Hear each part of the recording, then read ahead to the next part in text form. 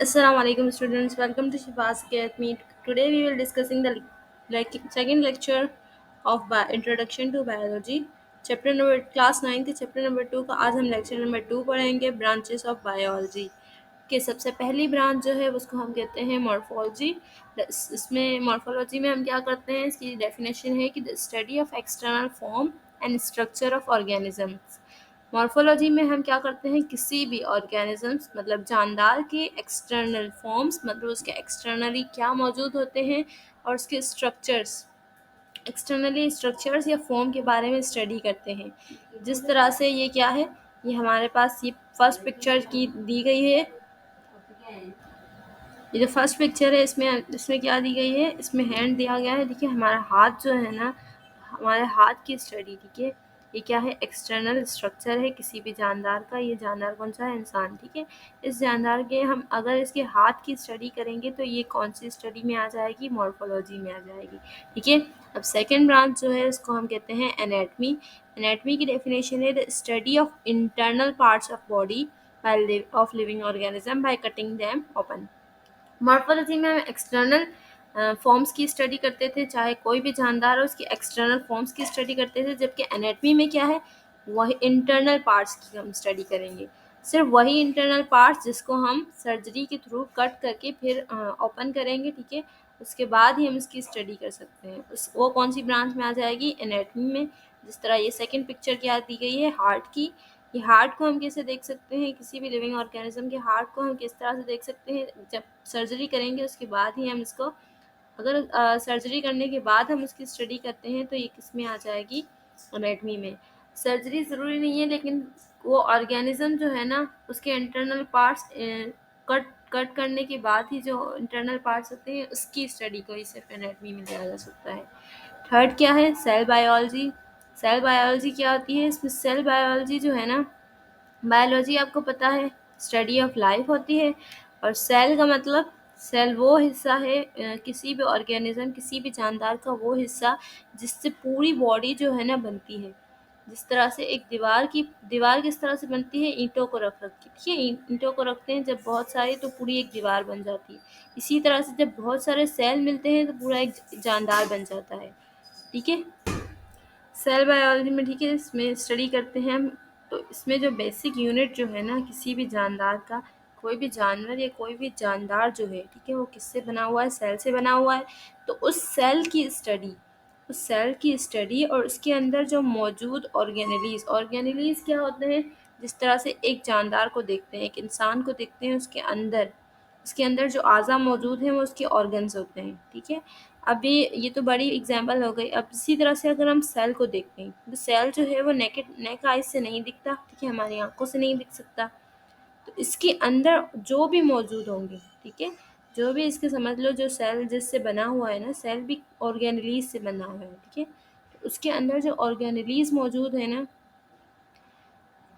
वो बहुत छोटे हैं, ठीक है।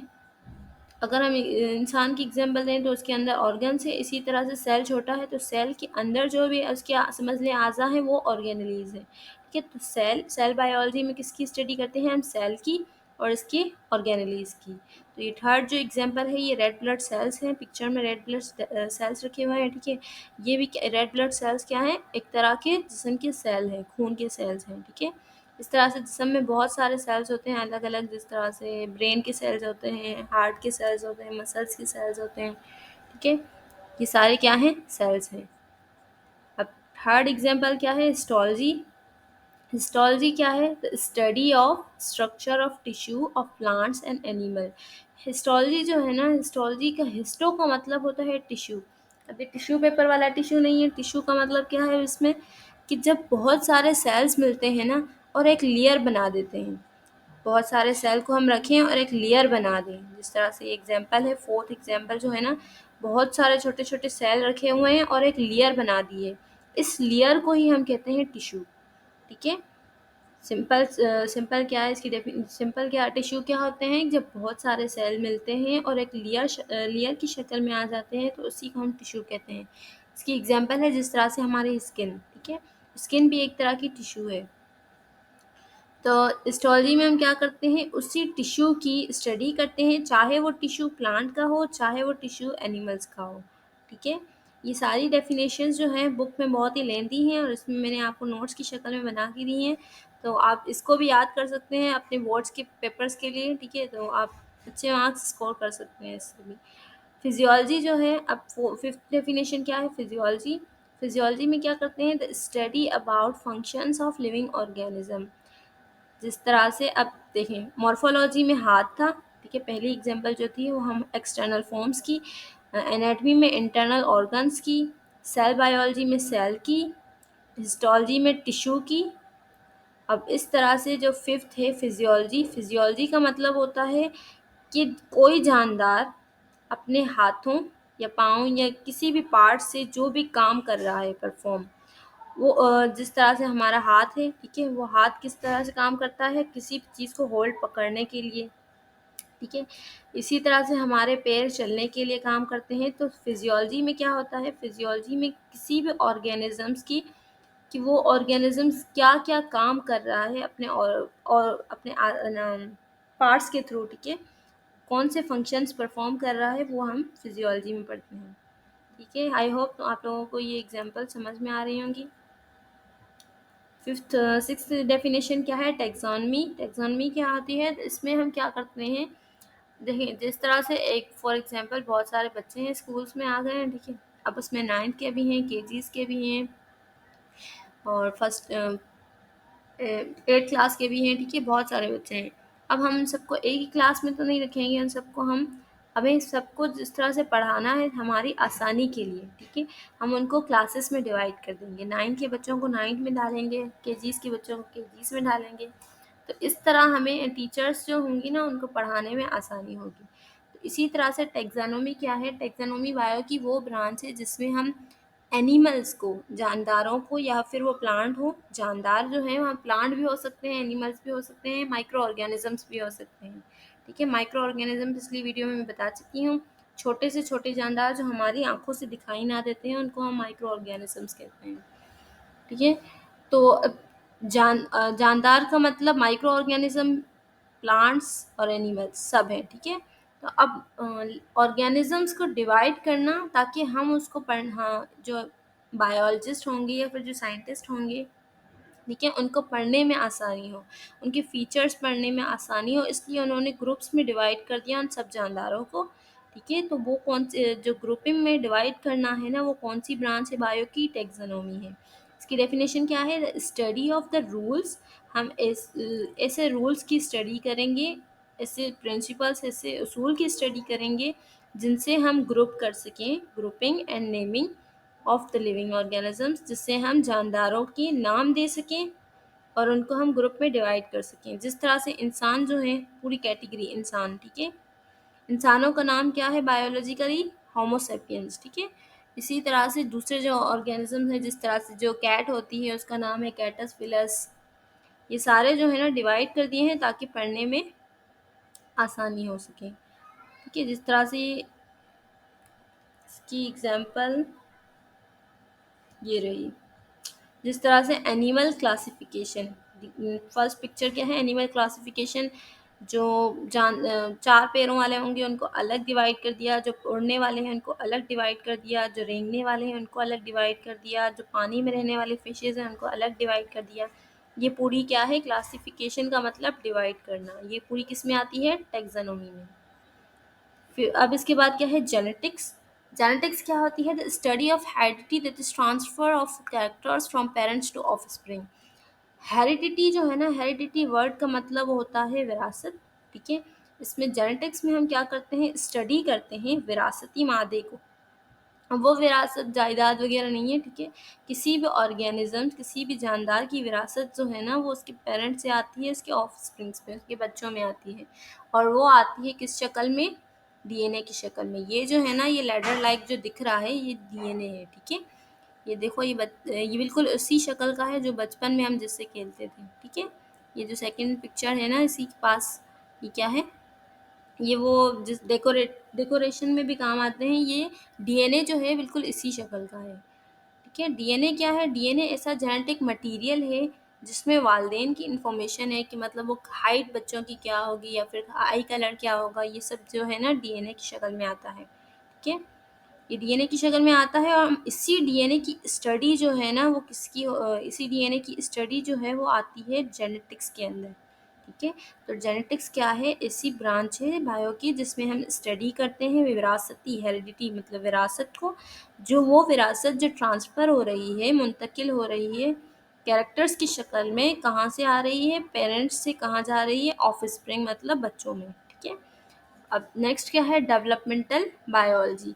डेवलपमेंटल बायोलॉजी का मतलब क्या है, इसमें सिंपल हम क्या करेंगे, स्टडी करेंगे डेवलपमेंट्स और बनने की। डेवलपमेंट्स का मतलब होता है चेंजेस एंड फॉर्मेशन, फॉर्मेशन मतलब बनना।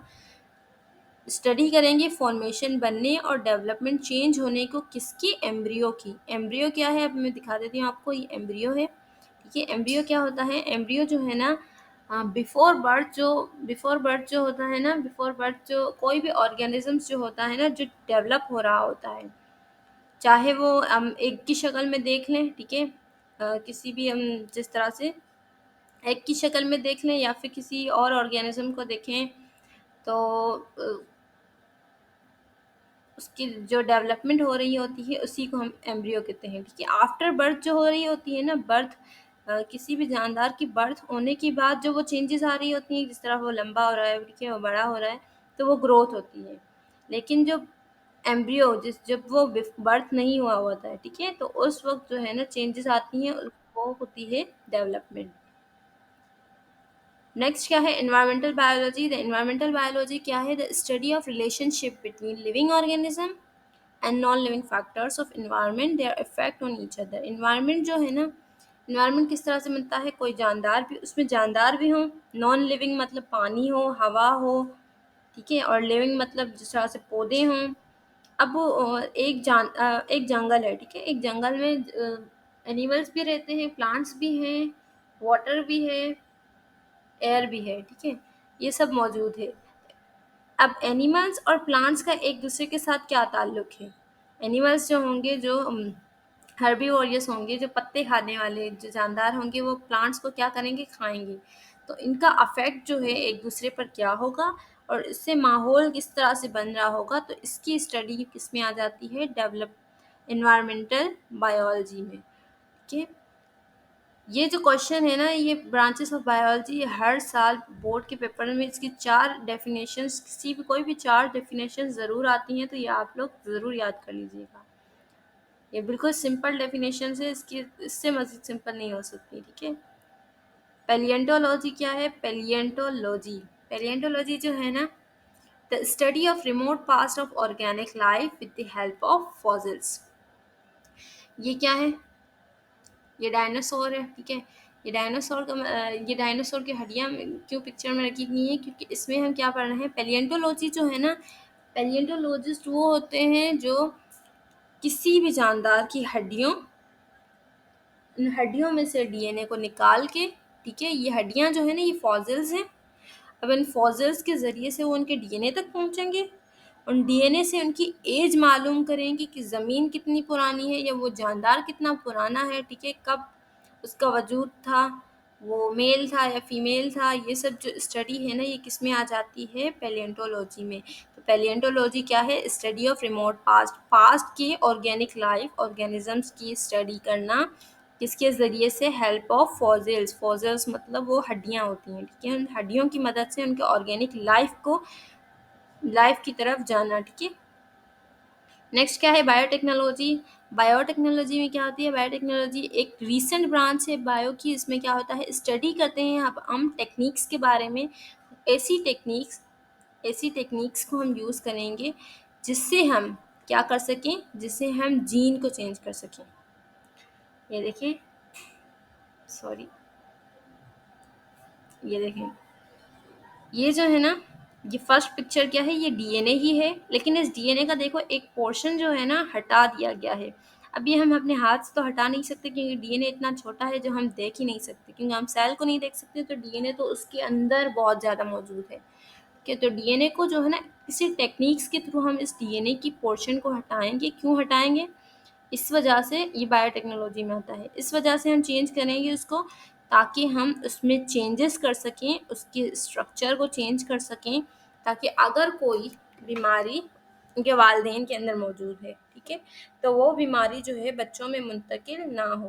तो इसी वजह से बायोटेक्नोलॉजी काम करती है। बायोटेक्नोलॉजी क्या करती है, ऐसी टेक्निक्स को यूज़ करती है जिससे डीएनए को चेंज किया जा सके, ताकि अगर कोई बीमारी वालिदैन में है तो वो बच्चों में ट्रांसफ़र ना हो सके। ठीक है, नेक्स्ट क्या है, बायोटेक्नोलॉजी के बाद है सोशल बायोलॉजी। ठीक है, सोशल बायोलॉजी क्या होती है, social biology social behaviour of living organisms, किसी भी जानदारों का आपस में क्या ताल्लुक है, जानदारों का आपस में क्या ताल्लुक है और वो आपस में ज़िंदगी कैसे गुजारते हैं। ठीक है, उसकी स्टडी किस में आ जाती है, सोशल बायोलॉजी में। नेक्स्ट क्या है, सोशल बायोलॉजी के बाद है पैरासाइटोलॉजी। पैरासाइट का मतलब होता है, पैरासाइट भी एक किस्म के जानदार होते हैं। ठीक है, माइक्रो ऑर्गेनिज्म आपको पता है, वो ऑर्गेनिज्म जो आंखों से दिखाई नहीं देते। पैरासाइट हमें आंखों से दिखाई देते हैं, लेकिन वो जानदार होते हैं जो हमें मतलब जिसके ऊपर बैठ जाए। ठीक है, उससे क्या करें, उसको तकलीफ पहुंचाकर उससे अपनी ग़िज़ा हासिल करें। ठीक है, उसमें जिस तरह से इसकी एग्जांपल जो है ना हमारी, क्या है इसकी एग्जांपल्स, जिस तरह से वॉर्म्स होते हैं। ठीक है, ये कीड़े जो है ना, हमारी आंतों के अंदर ये कीड़े मौजूद होते हैं। ठीक है, बच्चों में अक्सर होते हैं उनके पेट में। ठीक है, इनके आंतों में ये कीड़े मौजूद होते हैं, और ये कीड़े क्या करते हैं, वो जो भी ग़िज़ा हासिल करते हैं वो ये ग़िज़ा खुद खा लेते हैं। ठीक है, इस तरह से बच्चा कमज़ोर से कमज़ोर होता रहता है। ठीक है, तो ये क्या है, ये पैरासाइट की एग्जांपल्स हैं। ठीक है, कैसे पैरासाइट्स की एग्जांपल है कि ये जो है अपनी ग़िज़ा, पैरासाइट सिंपल वो होते हैं जो जहाँ पर मौजूद हों वो उससे अपनी ग़िज़ा हासिल करें और उसको नुकसान पहुँचाएं।